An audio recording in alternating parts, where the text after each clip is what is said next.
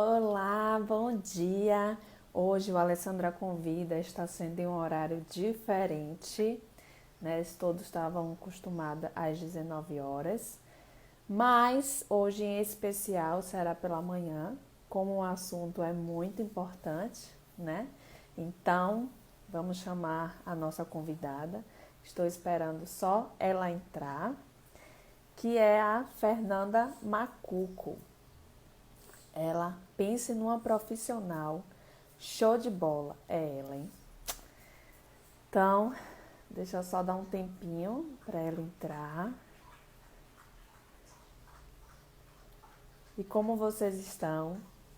Aproveitando, ó, ela entrou. Aproveitando, tem aqui ó, as perguntinhas. Então, quem quiser tirar dúvidas, vai lá nas perguntinhas. Compartilha com seus amigos, convida todo mundo para assistir essa live, tá? E curte aqui, manda para todo mundo, ajuda a gente a incentivar e continuar esse projeto.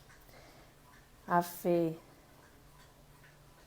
entrou, deixa eu convidar aqui.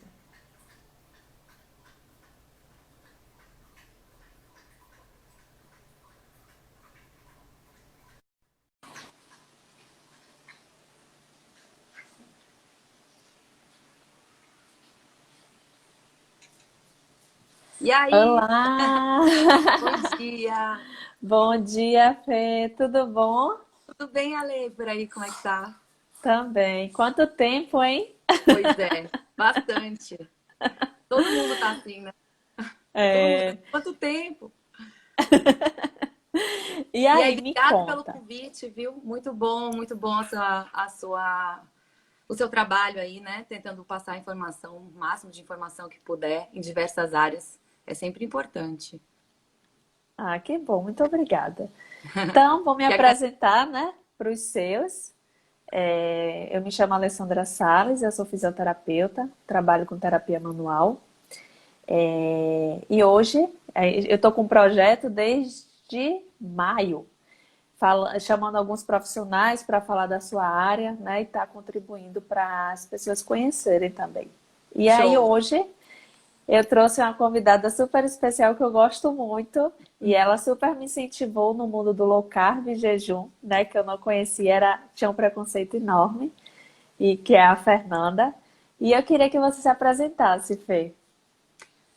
Então, me chamo Fernanda Macuco, eu sou nutricionista, eu atuo na área clínica e esportiva, mas hoje em dia o meu enfoque principal, que é a área que eu amo, é o emagrecimento, né? Então, eu trabalho no tratamento e prevenção de várias doenças, né? Principalmente as ligadas à hiperinsulinemia, que é quando você está com a taxa de açúcar no sangue muito alta durante muito tempo, e aí você cria uma resistência insulínica, né? Mas isso aí, a gente não precisa entrar nesse detalhe, mas é porque esse tipo de condição, ele faz com que você possa desenvolver as doenças modernas que a gente chama, né? Então, diabetes, hipertensão, doenças cardiovasculares, esteatose hepática, dentre quase todas as outras aí que a gente vê que está crescendo cada dia mais, né? E é por isso que eu acho que é muito importante cuidar dessa área, nessa coisa de você tratar a saúde e a patologia também com a nutrição, né? Evitando o máximo que você puder aí da ingestão de medicação. Claro, assistido ao médico, né? Mas tem muita coisa hoje em dia que a gente sabe que não precisa entrar com medicamento para tratar e que a própria alimentação pode reverter o quadro. Massa. Assim, hoje o tema, né, é estratégias para uma alimentação saudável. E aí eu queria que você explicasse o que seria uma alimentação saudável, né? O que você classifica como saudável ou não. E como é que pode começar para uma pessoa que nunca. Primeiro de tudo, se chama dieta ou reeducação alimentar? Dieta é uma palavra certa, sim, né? As pessoas têm medo dessa palavra, mas é uma palavra que vem do latim, do dieta, que é como você estrutura uma alimentação, tá? Então, você realmente segue determinados tipos de dieta. Tudo bem falar desse jeito. O problema é que as pessoas, elas começam uma dieta e elas vivem um martírio durante a dieta, porque elas gostam de dizer que elas estão de dieta. Quando, na verdade, essa dieta deveria ser um estilo de vida, né? Então, assim, eu me alimento bem e eu sigo essa determinada prescrição, porque isso é bom para minha saúde, né? E aí, já respondendo a sua pergunta, quando a gente fala em alimentação saudável, é um leque, né? Você pode abrir, tem milhares de coisas para você discutir a respeito. Mas primeiro, antes de você pensar nos alimentos, você tem que pensar no seu comportamento. Porque não precisa ser uma restrição severa, né? Porque a gente gosta de passar aquilo que é muito importante você consumir, aquilo que você deveria evitar. Mas se você tem um comportamento alimentar onde você não tem compulsão, né? Onde você não desconta a emoção na comida, você não tem por que ser tão restritivo, porque se você come pouco, você pode se permitir mais do que uma pessoa que, por exemplo, não tem o controle sobre a alimentação, né? Então, essa pessoa, a gente tem que entrar com uma restrição um pouquinho mais severa. Então, assim, não existe um alimento terrível, ruim, porque se você come um pouquinho de vez em quando, ele não vai impactar. O problema é quando ele vai fazer parte do seu dia a dia, né? Então, a alimentação saudável, ao meu ver, né? É quando você prioriza os alimentos mais naturais possíveis. Então, por exemplo, ao invés de você comer uma fruta desidratada, cristalizada, você come a fruta in natura, né? Ao invés de você comer um salgadinho de pacote, uma batatinha de pacote, que é assada na gordura de palma, e tem um monte de coisa assim hoje em dia, né? Que é prático ali, come uma batata, entendeu? Então, assim, é mais para você utilizar os alimentos in natura e evitar os processados e ultraprocessados, que é o que a indústria, na verdade, tenta fazer, facilitando o nosso dia a dia, e que a gente passe, né, nos torne grandes consumidores desse tipo de alimento. E foi o que aconteceu, e é por isso que tem surgido tantas doenças. Perfeito, Fê. E como é que a gente vai no mercado? Vamos supor, tem muita hoje, mas não, mas naquela correria do dia a dia você precisa de um alimento rápido e mais prático. Então, a gente tem muitos produtos, né, que vende em mercado que a gente não consegue olhar o rótulo, né? Porque eu acredito que alimento saudável, a primeira parte é você olhar o rótulo daquele alimento. E aí, como saber se realmente aquele alimento é fit ou não? Certo. É, Bem, primeiro, os que não têm rótulo são os melhores, né? As frutas e os vegetais, as carnes, os ovos, né? Isso aí, esses são as melhores escolhas. Mas quando eu me deparo com um rótulo, eu tenho que olhar primeiro, bem, o que aquele rótulo está me vendendo? Uma geleia de morango, por exemplo? Então tem que ter ali morango e como primeiro ingrediente. Se eu tenho açúcar e depois eu tenho morango, esse produto já não é legal. Se eu tenho um iogurte, por exemplo, um iogurte é feito só com leite e o fermento lácteo. Ele precisa de 2 ingredientes para ele existir. Mas se você pega um rótulo e ali tem 6, 7 ingredientes, é bem provável. E principalmente aqueles nomes que você não reconhece. Então você olha ali e você, nossa, o que é isso, né? Então, nomes estranhos geralmente são conservantes, estabilizantes. E o ideal é que, espessantes, o ideal é que a gente evite o máximo esses rótulos gigantescos, né? Você compara, às vezes, 2 rótulos do mesmo produto em marcas diferentes e é, assim, bizarra a quantidade de ingredientes de um para outro. E aí você escolhe aquele que tem menos ingredientes. Perfeito. A gordura, o que é que eu prefiro, o que é melhor? Carboidrato, ingerir a refeição sempre com a proteína, né? Ela é o ideal. E essa proteína tem que estar necessariamente com o carboidrato, com a gordura, ou pura, ela já é bom, só a proteína pura. Tá. Bem, a proteína é o macronutriente mais essencial para a vida, né? Mas não existe nenhum estudo de longas datas, né? Um corte, um observacional, que possa nos calçar de vender uma dieta só de proteína, tá? Apesar de a gente saber dos benefícios, mas a gente ainda não sabe a longo prazo como é que o nosso corpo se comporta consumindo só proteínas. Então tem umas modas aí surgindo de dieta carnívora, o que eu já experimentei, achei super legal, fiquei bem com o meu corpo, mas eu não acho que sejam algo duradouro. Eu não vou conseguir levar durante muito tempo, né? Porque eu gosto de fruta, gosto de vegetal e eu também não sei o que pode me trazer isso futuramente. Então, por isso, uma dieta só de proteína. Claro que quando acontecer numa refeição única, tudo bem. Mas você fazer isso na sua alimentação como um todo, eu desaconselho, tá? E aí, quando eu vou fazer a combinação dessa proteína, eu posso tanto combinar com carboidrato quanto com a gordura. Claro que é mais interessante quando você tem os três, né? Porque aí tá completo. Agora, existem estratégias onde a gente usa o mínimo de carboidrato, né? Principalmente no tratamento de algumas doenças autoimunes, que a gente chama de dieta cetogênica, que ela prioriza mais o consumo das gorduras boas e das proteínas. As proteínas em menor quantidade, porque proteína também vira açúcar, tá? Em grandes quantidades ela vira açúcar rapidamente. Então eu priorizo mais o consumo da gordura, combino com um pouco de proteína e o mínimo de carboidrato, o mínimo mesmo, tá? Então eu consigo fazer uma refeição assim também ser muito benéfica, muito equilibrada e segura para a saúde, tá?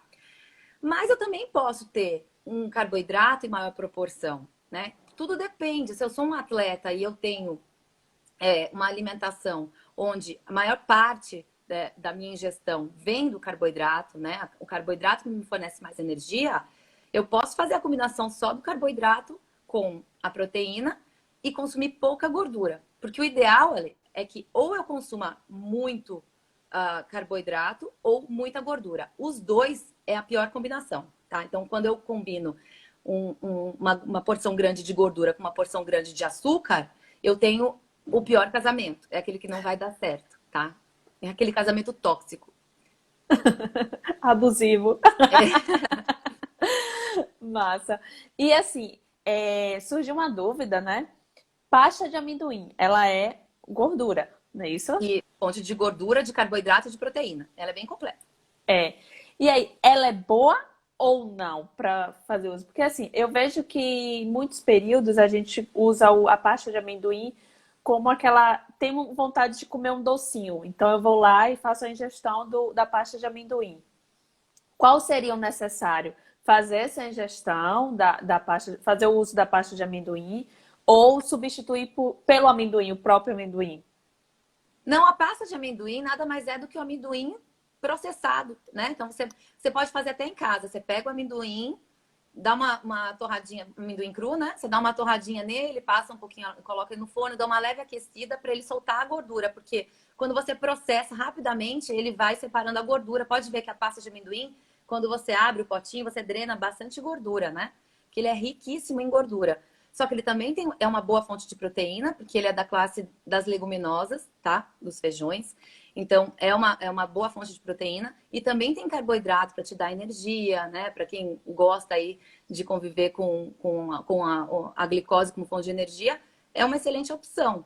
E aí, é muito pessoal, assim. Tem gente que prefere torrar o amendoim, comer salgadinho, ou prefere a pasta. Eu também, quando eu tô com vontade de um docinho, uma colherinha de uma pasta de amendoim com um cafezinho, ó, show de bola. Eu acho super legal. Quando você me diz assim, quando eu tô com vontade de doce, eu vou lá e pego uma colherinha de pasta de amendoim. Eu acho uma evolução danada.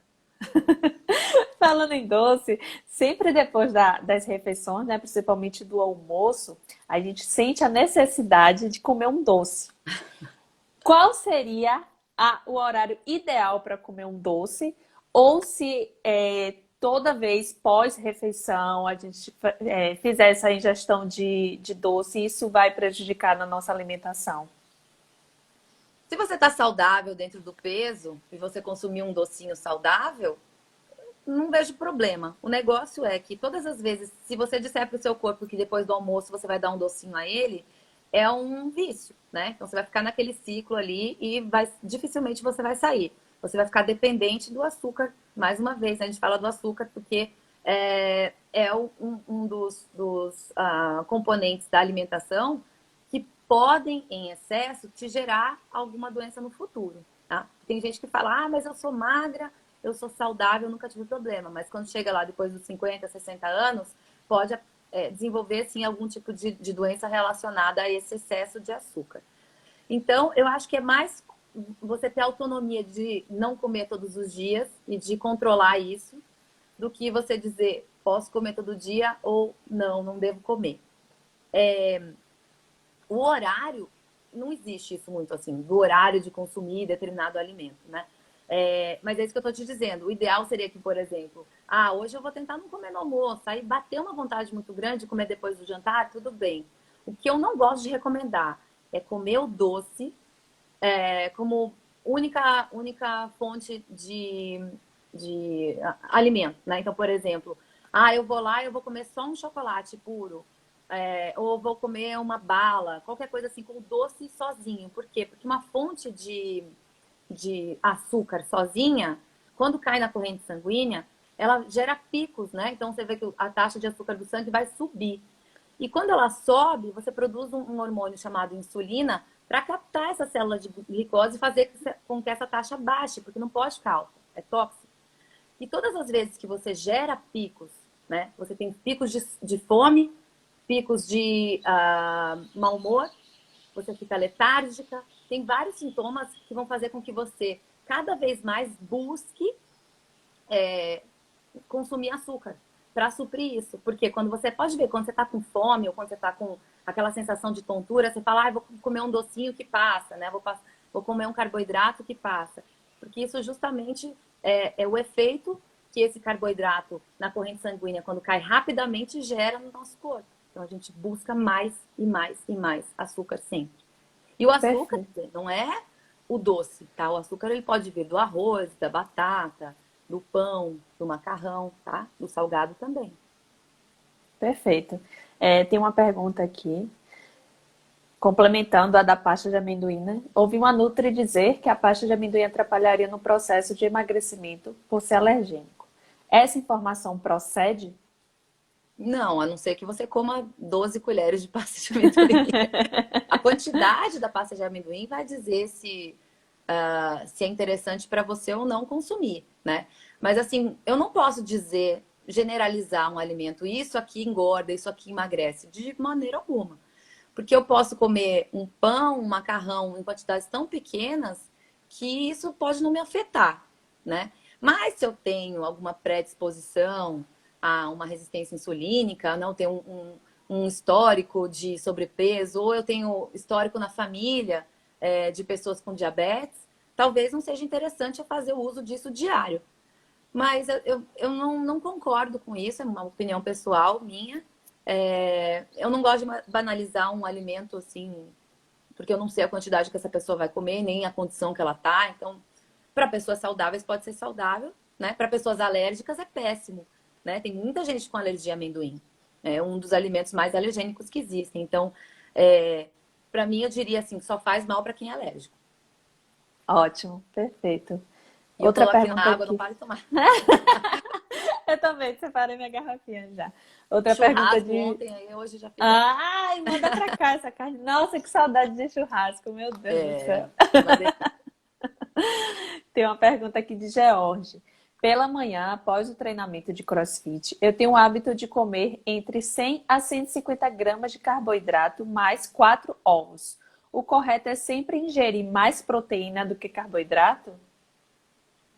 O correto é você equilibrar a quantidade de macronutrientes, ou seja, de carboidrato, de proteína e de gordura ao longo do dia.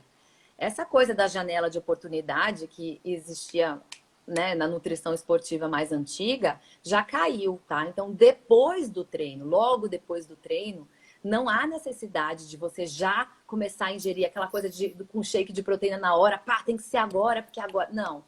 Principalmente no período da noite, é onde a gente tem a síntese de proteínas, tá? Então, é onde eu tô construindo, reconstruindo os meus músculos. E então, isso vai ser de acordo com a minha ingestão diária. Ao longo do dia, ao longo das semanas, é uma soma, porque o corpo não tem um relógio. A gente criou o relógio, o homem criou, né? Então, a gente não tem uma coisa do, essa hora agora é de café da manhã, é hora de comer pão, essa hora aqui é hora de comer carne. À noite eu tenho que colocar pré e pós-treino. Não. A não ser que você seja um atleta, aí você precisa ter uns horários específicos, né? Porque aí vai ser um planejamento, mas isso é o seu nutricionista que vai dizer. Mas responder assim para você o quanto é mais importante é meio impossível, né? Primeiro porque eu não conheço sua ingestão alimentar ao longo do dia, então não tem como eu dizer sim ou não, tá? Perfeito, Fê. Para uma pessoa que quer emagrecer e quer ganhar massa magra, dá para fazer os dois juntos ou precisa primeiro emagrecer para depois criar uma outra estratégia alimentar para ganhar massa magra? O que seria? Dá para fazer os dois juntos, separados? Como é que pode estar fazendo isso? Tá. Para a gente perder peso, a gente tem que estar em restrição calórica, tá? Então, eu tenho um déficit energético, eu consumo menos calorias do que eu preciso, e aí é por isso que eu perco peso, tá? Gordura, principalmente, que é o que a gente busca. Mas quando eu busco hipertrofia, eu tenho que consumir mais, né? Então, como é que os dois ao mesmo tempo podem acontecer? É meio impossível. Mas pessoas sedentárias que nunca treinaram, elas podem fazer um planejamento de perda de peso e ainda assim ganhar massa. Mas, porque é um estímulo novo para o corpo, né? Você não tinha músculo e de repente você começa a treinar. Se você está comendo as proteínas direitinho na sua alimentação, você pode sim ter um ganho de massa. Mas esse ganho é bem pequenininho, tá? Então, os dois podem caminhar juntos? Podem, mas são, assim, resultados muito, muito pequenos. Não é nada que você fale, ganhei quilos de músculo e perdi quilos de gordura. Isso não, tá? Então, o ideal é que você escolha, por exemplo, mulheres, geralmente, quando chegam no consultório, falam, quero perder peso e ganhar massa. Eu gosto de primeiro debater com ela. Como é que você está se sentindo nesse momento com o seu corpo? Estou me sentindo gorda. Bem, então não seria ideal a gente fazer um trabalho de hipertrofia, por quê? Porque além da gordura que você carrega aí, você vai ter um aumento de volume, porque a massa magra vai crescer e um pouquinho de gordura também. Então, o ideal é que vamos trabalhar com a estratégia de emagrecimento e manutenção de massa magra, porque isso é super possível, não é porque eu emagreço que eu vou perder músculo também. E aí, depois que você se sentir confortável, a gente entra com estratégia de hipertrofia, tá? E aí é muito pessoal. O homem geralmente prefere ganhar músculos e depois eles falam afinar, secar, né? Que é a perda de Secar. gordura. Maravilha. Tem uma pergunta aqui antes de entrar na de Adriana, que a gente falou do doce, né? Uma Uhum. pergunta de Yuri. Bom dia, como está pleno? Qual o melhor horário para comer chocolate? Que eu amo chocolate. De manhã E eu desaconselho, tá? Eu acho que é o pior horário, porque imagine, a gente vem de um sono, né? De um controle glicêmico durante a noite, ou seja, eu estava em jejum, porque quando a gente está dormindo, a gente jejua, né? Ninguém come com um canudinho aqui ingerindo calorias. Então, a gente tende a estabilizar a nossa taxa de açúcar no sangue. Então, eu acordo com a minha glicemia bem bonitinha. Por isso que a gente faz exame em jejum pela manhã, né? Porque a gente controla realmente como é que meu corpo está respondendo à glicose, né? Então, se eu tô bem de manhã, com a minha taxa de açúcar bem constante, eu mandar um chocolate, eu vou ter o primeiro pico já logo cedo, coitadinho do nosso corpo, né? Então, o ideal é que seja depois do almoço para frente, né? E de manhã, tentar priorizar aí os alimentos com menos açúcar. Eu prefiro, tá? Prefiro deixar que o meu corpo vá acordando aos poucos e eu vá dando para ele alimentos que não vão sobrecarregá-lo. perfeito. Você falou do jejum. A gente ouve falar muita coisa do jejum, muitos mitos e muitas verdades, né? Hoje, como é que você consegue comer chocolate de manhã? Ai, me deu enjoo só de pensar. Mas chocolate amargo é bom, não? É gostoso, mas de manhã, eu não sei. Eu acho que de manhã eu sou do salgado. Acho estranho. Imagina acordar e pegar um pedaço de chocolate.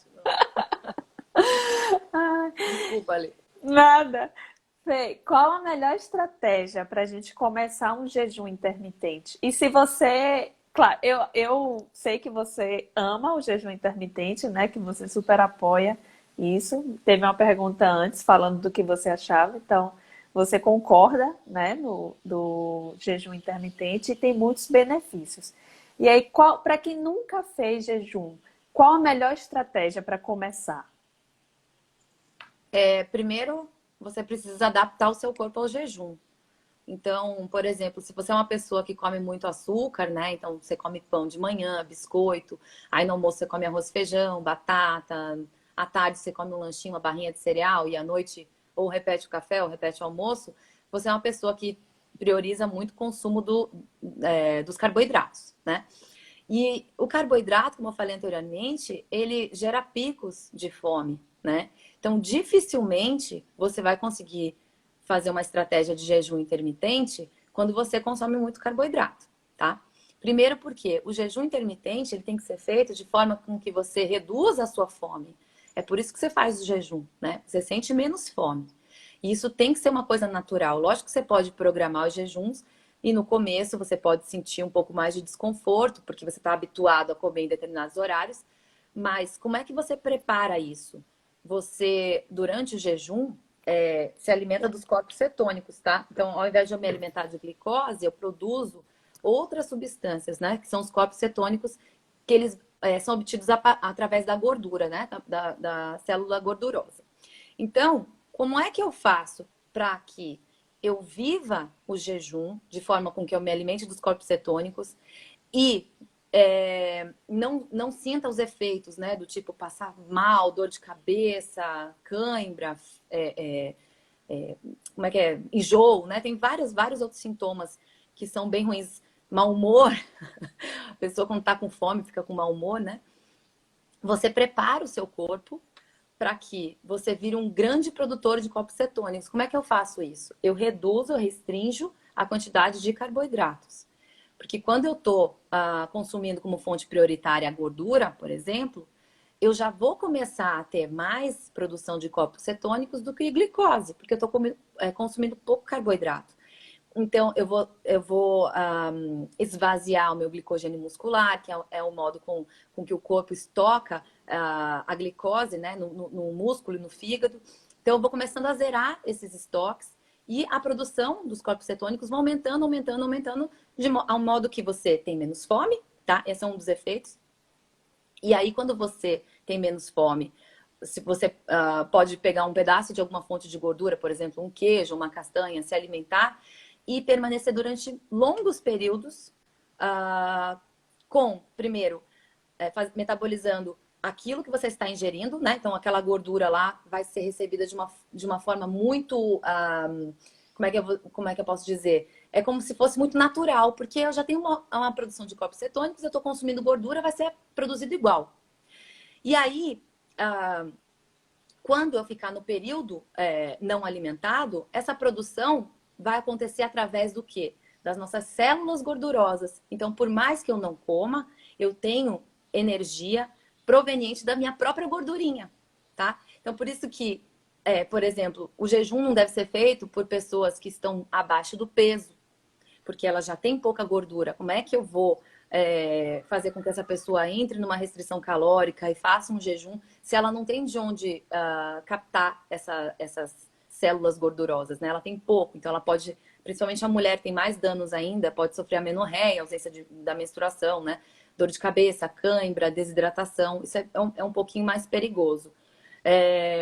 Então, assim, low carb, tá? Respondendo, eu fui muito técnica, mas na verdade você fazer uma estratégia com baixo carboidrato vai te preparar para um jejum bem natural e menos sofrido.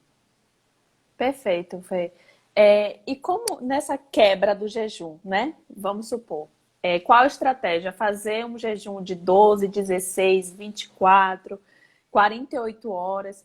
Nesse período, para quem está começando, é melhor fazer com horário mais reduzido, né? No jejum. E quando for quebrar, abrir essa janela de alimentação, quais seriam os melhores alimentos para ser ingerido? Se tem que comer o mundo, se tem que aproveitar aquela janelinha para se alimentar, ou tem que ter uma estratégia para quebrar e para iniciar o jejum. Qual seria o melhor alimento para isso? Foi bem interessante essa pergunta, porque você já me deu uma ferramenta para responder coisas que as pessoas geralmente acreditam que deva ser mesmo. Primeiro, o número de horas, quem determina é a própria pessoa, né? Então, porque se ele tem que ser natural, você vai começar, você não está acostumada a fazer jejum, você vai começar com um jejum menor. Então, ou seja, eu vou jantar 8 horas da noite e vou segurar meu café da manhã até as 8 da manhã. Então aí, naturalmente, eu faço 12 horas de jejum. Ah, mas eu tô confortável, não sou uma pessoa de fome pela manhã, vou até o almoço. Aí eu já tenho 16 horas, né? Se eu almoço meio-dia, já tenho 16 horas. Se você está confortável com 16 horas, ótimo. Se eu posso seguir até as 14 horas, eu vou fazer um jejum de 18 e assim por diante.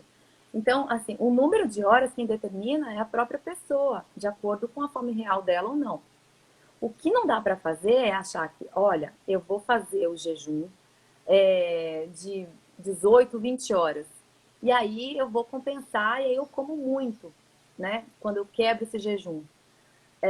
O interessante é que você quebre esse jejum com comida de verdade, ou seja, eu vou consumir os alimentos naturais, fontes da minha alimentação do dia a dia. Eu não vou quebrar isso de uma forma com junk food ou com açúcar, né? Vou fazer uma alimentação rica em proteína, com gordura boa, com vegetais, né? As fontes de carboidratos. Agora, se você achar que precisa de uma preparação, né, para sentir menos fome durante o jejum, porque você realmente tem dificuldade para ficar sem comer, o ideal é que você faça uma refeição antes um pouco mais rica em gordura, porque a gordura ela demora muito mais tempo para ser digerida do que um carboidrato. Então, por exemplo, se você comer uma carne gordurosa, né, com uma carne gordurosa, vamos dar um exemplo aqui. Você come um hambúrguer, a carne, tá? Não é o pão. Um hambúrguer com queijo e uma saladinha, né? Então é um hambúrguer de uma carne de costela, por exemplo, você coloca um queijo em cima e aí come com uma saladinha bem leve. Essa gordura do hambúrguer com queijo vai te deixar mais tempo saciada. Isso é muito melhor do que você comer, por exemplo, um pedacinho de frango, de filé de frango grelhado, com uma saladinha e 2 colheres de arroz integral. É muito ruim. Por quê? Porque, primeiro, essa digestão vai ser muito mais rápida, você vai sentir fome mais rápido, porque ali tem a fonte de carboidrato que vai dar aquele picozinho de açúcar. Então, o ideal é que antes de iniciar o jejum, você faça uma alimentação mais rica em gordura. Maravilha, Fê. E para evitar a autossabotagem, o que é que a gente pode estar fazendo? Olha, primeiro é se conhecer, né? É saber quais são os gatilhos que te fazem sair ali do ponto de equilíbrio e perder o controle. Geralmente a gente sabe, tá, Lê? A gente sabe quando a gente está fazendo ou então depois que a gente fez. Porque você já vai mal intencionado, né? Então você come pouco para você comer a sobremesa, por exemplo. Né? Muita gente faz isso. Ah, eu vou comer isso aqui porque eu quero comer essa sobremesa. Ou então, a pessoa fala que vai comer um pedaço de pizza, ela come 3, 4, ai, dane-se e tal. A pessoa já sabe, geralmente, que ela tem esse comportamento, né? Mas tem gente que não tem o controle sobre isso. Então, a minha dica é terapia, né? Porque muitas pessoas não sabem como solucionar isso. Eu até conduzo um grupo online, né? O Agora Vai, e tem vários tipos de pessoas diferentes, com comportamentos diferentes, e eles trazem bastante isso.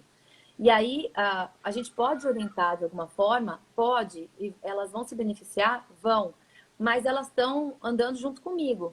E depois, quando eu sair de cena, como é que vai ser? Então, por isso que eu acho interessante um trabalho de psicoterapia para você realmente encontrar onde é o problema, né? Qual é a causa, qual é aquele gatilho, porque a gente traz muito lá de trás as nossas memórias afetivas que são relacionadas à comida, que é quando a avó fazia alguma coisa para você ficar feliz, quando sua mãe comprava um biscoito para você parar de encher o saco, né? Então a gente tinha essas coisas assim, muito de ser compensado com comida.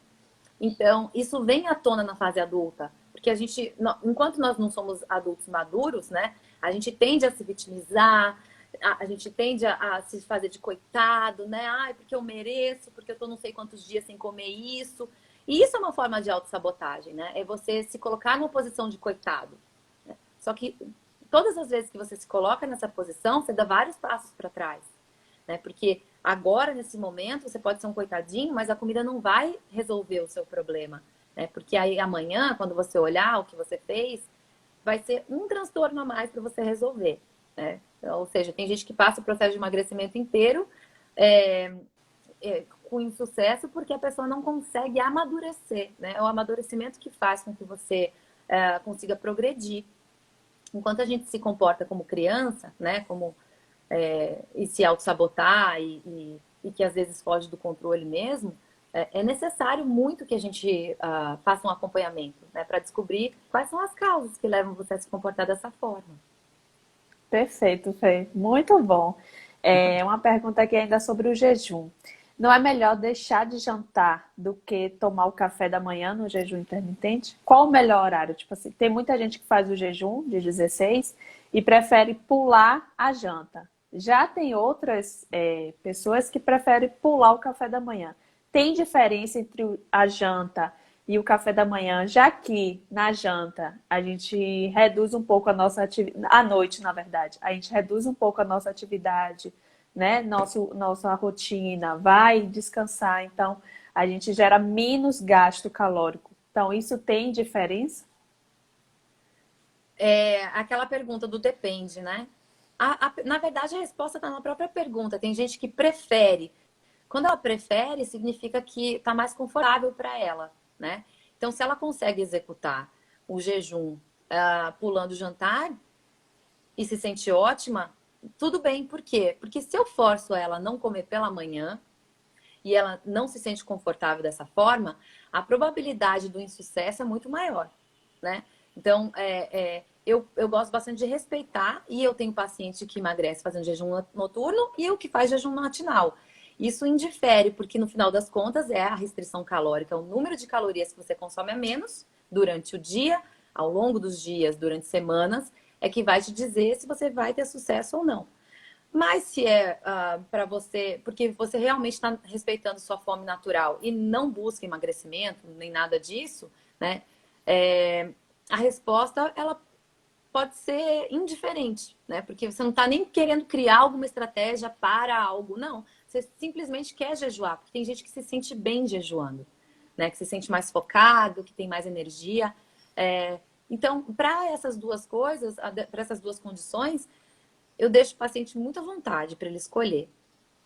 Eu não gosto de escolher, Perfeito, na verdade, o que o paciente deve fazer, sabe? Ele tem que me trazer as ferramentas. perfeito. Tem uma pergunta aqui, eu acredito que assim, tem muitas receitinhas que a gente encontra na internet, né? E que muitas acabam vindo de ilusões. Algumas receitas que vende, mas que não tem bom sucesso.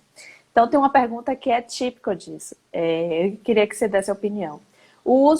Eu uso 600 ml em jejum de água todos os dias. Isso vai emagrecer? Judiação. Nossa, como consegue beber? Ó, eu tô com uma garrafa de 1 litro, e apesar que eu acordei, já bebi eu já bebi isso aí, mais ou menos, 600 ml. Porque é natural, né? Agora, eu acordar e tocar um monte de água pra dentro, porque eu achar que vou emagrecer. Gente, a água não emagrece, tá? Não existe um alimento, se eu comer isso, eu vou emagrecer. Teve uma época que tinha o tal do goji berry, né? Que você comia o goji berry e você emagrecia. Depois era o abacate, depois era a tapioca. E a pessoa continua não emagrecendo, não sabe o que fazer, já comprou, já gastou dinheiro com tanta coisa, né? Com tanta fórmula e ainda está em processo de busca. A água, ela auxilia no emagrecimento em casos como o jejum, por exemplo, né? Então, à tarde eu estava acostumada a fazer lanchinho e eu sinto fome, ainda tenho um vício de comer. Se você for tomando água ao longo desse período, é uma maneira de você colocar alguma coisa para dentro do corpo e se sentir um pouquinho mais saciado. Por quê? Porque a água vai ocupar um volume no estômago, né? Então, ela é favorável ao emagrecimento, mas ela não emagrece. A água hidrata. Perfeito, Fê. Deixa eu ver que tem uma pergunta aqui. Deixa eu ver. Estava assistindo enquanto estava no trânsito, agora cheguei em casa. Gostei muito da live. Que bom. Deixa eu ver. Outra pergunta. Qual a quantidade de fruta ideal por dia? Não existe quantidade ideal. O ideal é que você tenha um consumo de frutas aí na sua rotina, porque a fruta é a fonte de vários nutrientes, né? Vitaminas e minerais. Mas se você. Tudo depende, né? Depende qual é a sua estratégia? Qual é o seu objetivo, né? Por que você quer uma porção de fruta? Quantas frutas você quer ao longo do dia? Então, é sempre uma coisa assim, na nutrição, vocês devem ter raiva até de nutricionista, porque a resposta sempre depende, porque cada ser é um ser único. E cada um tem seu objetivo, sua forma de levar o dia, seu nível de atividade física, sua rotina. Então, não tem como dizer, olha, 2, 3, 4. A pirâmide alimentar, o que eu acho, assim, hoje em dia ela tem melhorado, né? Mas ela já trouxe pra gente diversos número de porções distintos, assim. Então, começava com 4 a 5, depois tinha 6, aí depois diminuiu para 2 a 3. Então, não é uma coisa assim que seja certo na nutrição, tem que ser bem individualizado. O que eu gosto de falar é, poxa, não deixa de consumir fruta, porque fruta é uma coisa legal, né? As pessoas ficam meio carbofóbicas quando fazem low carb e não querem mais consumir fruta porque acham que fruta faz mal. Mas o ideal é que a sua alimentação não seja só de frutas também, né? Porque fruta é açúcar e não deve ser consumido assim deliberadamente. E a fruta, ela tem que ser consumida com uma proteína ou não necessariamente? Não necessariamente, né? Se você tiver bem com sua saúde, bem com seu corpo, você não precisa criar uma estratégia para comer uma fruta, né? Eu geralmente gosto de fazer com que as pessoas comam a fruta com uma fonte de proteína ou gordura, quando essas pessoas têm patologias relacionadas à hiperinsulinemia, ou seja, elas não se comportam bem quando elas comem uma fonte de açúcar e que essa fonte de açúcar cai rapidamente no sangue. Então a gente reduz essa velocidade colocando um outro tipo de alimento em conjunto, fonte de gordura ou de proteína. Perfeito, Fê. Outra pergunta aqui sobre fruta. Sobre que o ideal é variar a cor da fruta. Isso procede? Tem umas informações assim, né, do prato colorido e tal. A cor eu acho que não. Eu acho que é o tipo da fruta, né? É legal você variar mesmo. Você ter. Um dia você come laranja, que tem mais vitamina C. Outro dia você come mais abacate, que tem mais fonte de potássio. Outro dia você come. Tem tanta coisa assim para você variar, né? Tantas frutas. Mas você não tem que ficar meio bitolado nessa coisa. O prato colorido é legal porque ali, naquele monte de cor, diz que você está consumindo diferentes nutrientes, né? Então tem muita vitamina, muito mineral ali distinto. Você pode colocar um conjunto de diversos nutrientes numa única refeição. Mas eu não preciso ficar comprando no mercado coisas por cores, tá? Porque é mais uma das coisas que a nutrição traz para te deixar bitolado. Então, come a fruta que você gosta, tá? Não fica preocupado com a cor dela, não. Bom, bom demais. Essa aqui. Água com limão quebra o jejum? Essas perguntas da quebra de jejum são engraçadas. É que assim, é muito extenso esse assunto, sabe, Ale? Eu acho que até tenho salvos no IGTV. Mas a quebra de jejum, ela se dá a partir do momento que você consome qualquer tipo de coisas que são calóricas, né? O limão tem caloria? Tem. Então, quebra o jejum? Quebra. Qual jejum? Qual o jejum que eu estou interessada? Qual é o meu objetivo? É um jejum metabólico, ou seja, é um jejum para emagrecer, para não elevar a insulina, para a produção de corpos cetônicos? Então, tudo bem tomar uma água com limão. Por mais que eu quebre esse jejum, eu vou continuar exercendo o papel que eu quero no meu corpo fazendo esse jejum. Mas se eu quero um jejum calórico, onde eu fique com 0 caloria mesmo, só consumindo água, chá, café, porque eu realmente quero não consumir calorias nessa janela, né, de jejum, então você não pode consumir nada que tenha caloria. Mas isso, você tem que entender o porquê que você está fazendo esse jejum. Porque muita gente que fala, ai não, tô de jejum, não posso comer, não posso tomar água com limão, ai não posso pegar um pedaço de queijo, não posso experimentar. Porque muitas vezes você experimentando alguma coisa, eu, por exemplo, que trabalho com comida, né? Eu, às vezes, estou numa produção e eu tenho que provar coisas. E eu estou de jejum a maior parte do tempo, né? Dificilmente eu faço várias refeições ao dia. E aí eu vou lá e vou provar e eu não vou ficar nessa bitolação. Por quê? Porque aquilo é tão insignificante para o meu corpo, né? Eu vou colocar aquele pedacinho, eu vou provar aquilo.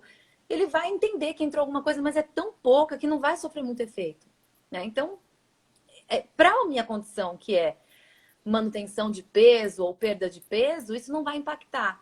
Mas se eu quisesse fazer um estudo, alguma coisa em mim, em ficar realmente com um jejum calórico, né? Onde eu não possa consumir nenhum tipo de caloria naquela janela, aí eu tenho que evitar. Perfeito, perfeito.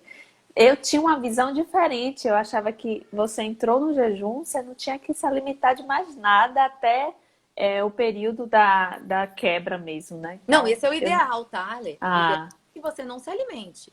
Mas eu tô certo. dizendo assim, a condição que você se encontra em determinados momentos, eu vou te dar um exemplo bem legal, assim, para pessoas que estão iniciando. A pessoa, ela determina que ela quer fazer 18 horas de jejum, tá? Então, ela tá ali, na 12ª hora, ela já tá desesperada, não tá aguentando. E aí você pega uma colher de óleo de coco, por exemplo, né? Que o pessoal gosta bastante também de falar. Ali tem calorias? Tem. Tem gordura? Tem. Vai elevar a insulina? Não. Vai permanecer na produção de corpos cetônicos como se você estivesse em jejum? Vai. Entendeu? Então, essa fonte de gordura pequena pode me dar até mais autonomia para postergar, para prolongar o meu jejum de forma natural, não sofrida. Às vezes, esse óleo de coco vai ser até um placebo, sabe? Só para você achar que você está alimentado e que agora você tem mais energia. Então, pode ser alguma coisa que pode ser uma estratégia que vai te beneficiar e fazer com que você flua mais e na próxima vez leve até o seu jejum de forma mais tranquila. Perfeito, adorei. Outra pergunta falando sobre o óleo de coco, aproveitando aqui. O óleo de coco quebra o Já jejum? respondi. Já Café com respondi. manteiga ghee quebra o jejum? A partir do momento que você tem caloria, você quebra. Quebrou, né? Água de coco pode? Eu acho que é da quebra do jejum. Se pode água de coco fazer ingestão. Aí, se você fizer água de coco, quando você olha o rótulo, por exemplo, né? Ou você digita no Google a tabela nutricional da água de coco, você vê que a água de coco ela é mais fonte de açúcar, depois de gordura e proteína. Ou seja, durante o jejum, lembra que eu quero o mínimo de açúcar possível na minha alimentação? Então, se eu tomar água de coco, eu vou não só quebrar o jejum, como eu vou mudar as vias metabólicas. Ou seja, eu estava me alimentando das gorduras, produzindo corpos cetônicos, eu vou passar a produzir, a ingerir glicose e a começar a já movimentar o meu corpo de uma outra forma, tá? Que aí você vai ter pico de fome, aquela coisa toda que a gente falou no começo. Nunca, não existe uma coisa assim, eu só me alimento de corpos cetônicos, só de fonte de gordura e eu não tenho nada de glicose no meu corpo. Não, a gente produz a nossa própria glicose. Então as coisas acontecem simultaneamente. O que vai diferenciar é o quanto vai ter de produção de um e de outro. Por isso que enquanto eu jejuo, enquanto eu estou numa low carb, enquanto eu estou me preparando para um jejum, fontes grandes de carboidrato não são interessantes. Perfeito, Fê. Tem muita gente que tem uma alimentação que acha assim, não posso comer pão, né? Mas eu vou comer 3 biscoitinhos creme crack. É a O mesma coisa, biscoito, é a mesma merda. Porque então, você troca os 6 por meia dúzia, né? Porque uma vez que você entenda que o pão é farinha, gordura, água, leite, depende do pão. Então a fonte dele é prioritária é a farinha. A farinha é açúcar. O biscoito é feito de quê? De farinha. Farinha é açúcar. O bolo é feito de farinha. Entendeu? Então, tudo que é feito de o biju, né? Que tem muito aqui na Bahia, que o pessoal fala, mas não tem glúten, né? Porque também tem essa coisa, né? Mas esse não tem glúten. Mas é uma farinha que é açúcar, então é tudo a mesma coisa. entendi. Então, no caso, a tapioca, né? Que é o beiju. Então, ela não pode ser consumida, porque tem muita gente que usa para tirar o pão e tal. Então, acaba sendo a mesma coisa, só que Na com estratégia low carb, tá? Não é que ela não Sim, pode, tá? Você não tá. deve enquanto você faz. Não é devido. Tá? Eu gosto de falar assim, não é devido, não é proibido, mas não é devido. Ok, massa. Porque tem gente que não vai se alimentar de low carb, que quer fazer só uma alimentação mais natural, menos processada, e vai trocar aí o pão, o biscoito, por uma tapioca, que é a mandioca aí num outro processo de refinamento, mas que é um único ingrediente, né? É melhor do que você consumir um pão que tem glúten, né? Porque o glúten é altamente inflamatório, então a tapioca pode ser mais benéfica para essa pessoa, porque nem todo mundo faz low carb, né, Ale? Perfeito. E o álcool? A ingestão do álcool. A gente vê que nesse período de quarentena aumentou muito a ingestão de álcool. Então, o álcool também atrapalha, ou Atrapalha muito. depende da quantidade? Não, ele atrapalha muito. Pequenas quantidades também atrapalham. Primeiro porque o álcool é tóxico, né? Então ele já não é um alimento. Aí quando a gente fala, ah, não, porque o álcool alimenta. Não. Ele tem calorias, tá? Quase a caloria da gordura, mais do que o carboidrato, que tem 4, a proteína tem 4, a gordura tem 9, mas ele tem 7. E isso é só da caloria do álcool. Se você consome a cerveja, tem a da cevada mais a do álcool. Então, é um monte de caloria, tá? E o álcool, ele atrapalha no processo de emagrecimento e ele atrapalha no processo de hipertrofia também, porque ele é catabólico, né? Então, ele, no lugar de você estar construindo seus músculos, ele vai lá e ele impede que isso aconteça de forma eficaz.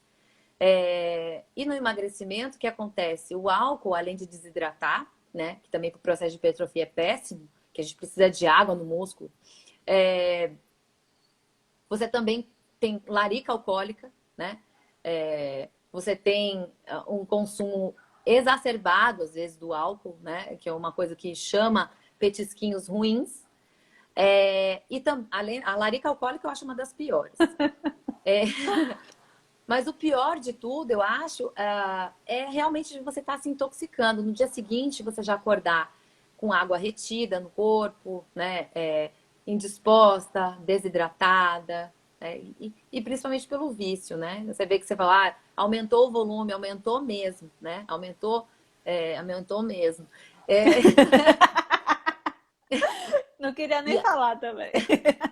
mas aí o que acontece? Aí a gente olha para aquilo que a gente está fazendo e vê, né? Não tá legal, tô sofrendo as consequências. Aí você vai reduzindo. E todas as vezes, uma dica, eu gosto muito de beber, a vida é assim, a gente socializa, tudo bem. Então vamos fazer o seguinte, vamos intercalar. Sempre que você beber um copo de uma bebida, priorize aquela que não tem açúcar, né? Tipo aquelas Cuba Livre que vem com coca, ou então a caipirinha que é feita com açúcar, né? Então vamos tentar tomar aí um vinhozinho, alguma coisa assim. E aí, água e bebida, né? E tentar cada vez beber menos, né? Eu não vou nem dar meu exemplo do quanto reduzir para ninguém se assustar. Mas é um negócio que funciona. Por exemplo, antes eu tomava uma garrafa, hoje em dia eu tomo meia garrafa, sabe? Coisas assim também vão te ajudar. O chazinho verde, que é a Oi, Heineken, é Cris. sensacional, né? Hã? O chazinho verde, que é a Heineken, é sensacional. É o chazinho verde. Esse aí eu tô 50 dias sem já. É mesmo? É. Nossa, eu fui mais ou Não menos sinto nenhuma obrigada. falta. Não? Que Não. massa. Tem aqui Elisete. E o pão de queijo, apesar de não ter glúten, não entra como dieta low carb, certo? Inhame, batata doce e banana da terra, que são raízes. Certo. Não, pão de queijo não, né, gente? Pão de queijo é farinha, porque o polvilho, que é feito o pão de queijo, é uma farinha, né? Então, farinha, não. Agora, assim, inhame, batata doce e banana da terra, é possível sim na alimentação low carb, tá? O que vai fazer com que você possa introduzir isso na sua alimentação chama-se quantidade, né? Então, se eu tô numa alimentação low carb, eu quero manter a minha taxa de açúcar baixinha. Então, se eu como muita banana, se eu como muita batata, eu não vou conseguir fazer isso. Mas se eu como um pouquinho, eu posso sim introduzir isso na minha alimentação. Eu como Perfeito, purê Fê. de banana da terra, amo. Uma batata doce. Inhame eu não curto, acho que não tem gosto de nada, mas outras raízes entram facilmente na alimentação. Massa, Fê. Fê, eu quero agradecer. Muito obrigado pela Eu live, que por esse agradeço. conhecimento que você tem, que não é pouco. Parabéns. Obrigada. As pessoas que gostaram, que eu acho que quase todas, se não todas, como te encontrar? Me diz. Deixa eu só tirar os comentários aqui. Tá. No meu Instagram, meu Instagram é Fernanda H, a letra H depois, Macu, tá? No meu Instagram tem ali na bio, né, que a gente chama que é a paginazinha de informação, tem um contato ali, que é o celular, o WhatsApp, da minha agenda. Então você vai lá, fala com a minha secretária e tem todas as informações, tá? É super tranquilo. Perfeito. Então, você está atendendo nesse período? Atendo. Atendo agora, o conselho autorizou, agora não, desde o início da pandemia, o conselho autorizou online, né? Então eu continuo nos atendimentos online. E quando voltar presencialmente, estarei de novo. São Paulo e Salvador, São Paulo e Salvador. Perfeito. Você atende lá, né? Lá e cá. É, eu mantive meu Como? consultório lá, né? Depois que eu vim pra cá, eu tudo vida normal, né? Então só tô morando aqui, eu inverti. Antes eu ficava lá e cá, agora eu tô cá e lá. Perfeito, Fê. Quero agradecer de coração. Obrigada a você, adorei. Preciso muito marcar essa consulta com você. E nada, Preciso está ótimo. mudar muita coisa. Não, não tô não. Afe Maria, essa quarentena me engordou, viu? Meu Deus do céu. E aí eu fiz várias coisas que você estava dizendo que não era para fazer, eu estava fazendo sem conhecer, né? Que estava Já errado. ajuda muito, as dicas do Instagram É. ajudam muito. E aí eu quero agradecer muito pela sua presença. Sei que sua hora é muito importante, né? E que bom que você pôde compartilhar desse conhecimento aqui com a gente. Muito obrigada. Fico feliz também. Obrigada, Lê. Até uma próxima oportunidade aí. Parabéns pelo seu trabalho. Ah, obrigadinho, Fê. Um Espero te beijão. ver breve, viu? É, espero que a gente se veja. Então, um beijo para todo Beijo, mundo que Fê. acompanhou. Obrigada. Beijo, Fezinha. Tchau, Tchau, meu amor. tchau. Bom dia, boa semana. Para você também. Tchau, tchau. Tchau. Quero agradecer, muito, muito obrigada a todos. A live vai ficar gravada no meu canal do YouTube, tá? Para que vocês possam ver milhares e milhares de vezes. E acompanhe essa profissional incrível que entrou na nossa live. Um beijo grande, semana começando. Aproveite essas dicas aí, tá bom? Tchau, tchau, galera. Até a próxima.